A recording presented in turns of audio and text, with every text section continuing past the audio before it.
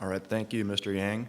My name is Ruben Blum. I am a first-year grad student here in the School of Foreign Service, and I'm curious how you respond to the potential for inflationary effects of the freedom dividend. Even if the overall money supply isn't increasing, would not firms all across the board increase their prices to consumers and perhaps lower their wages to their workers?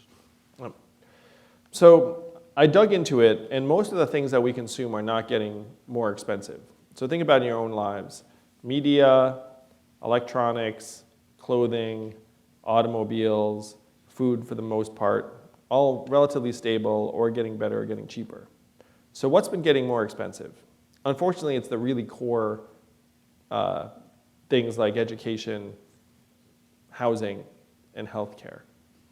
So if you put $1,000 a month into all of your hands, it's not like all of a sudden the local restaurant can like double their prices because you're still cost sensitive.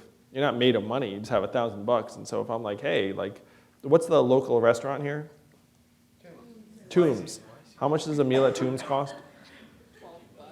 $15. So if you came back after I'm president in 2021, I'm like dividends for all, and then Tombs is like, hey, now we're $25. You wouldn't be like, okay, that's fine. You'd be like, what the heck happened here? Like, you were $15 last week.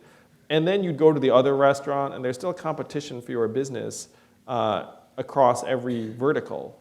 And so it's not like there'd be massive inflationary pressures in most respects. And the purchasing power would actually help you manage the inflation where it exists in things like education and healthcare, which I have plans to try and get those costs down.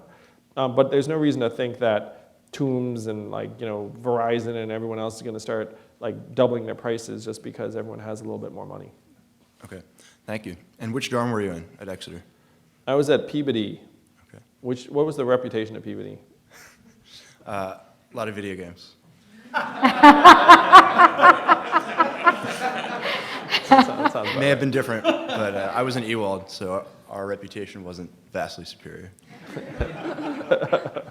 Are all y'all paying attention? Automation gonna sweep the nation unless we get him in. Andrew Yang, 2020 freedom dividend. Climate change is real again. Science rules. Teachers bringing home some bread. Medicare for every citizen. That's nice. Andrew Yang, 2020 freedom dividend.